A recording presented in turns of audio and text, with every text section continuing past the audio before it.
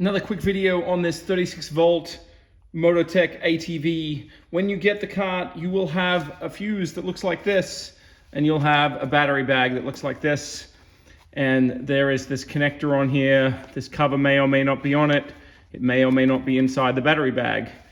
When you get this, to make this unit operational, you need to plug this fuse into this connector, put the cover on, and slide it inside the battery bag. Zip that up. Make sure these straps are reconnected through either side, and you're good to go. When it's all working, you'll be able to turn the key on, and you'll see the indicator go on. Thanks for watching.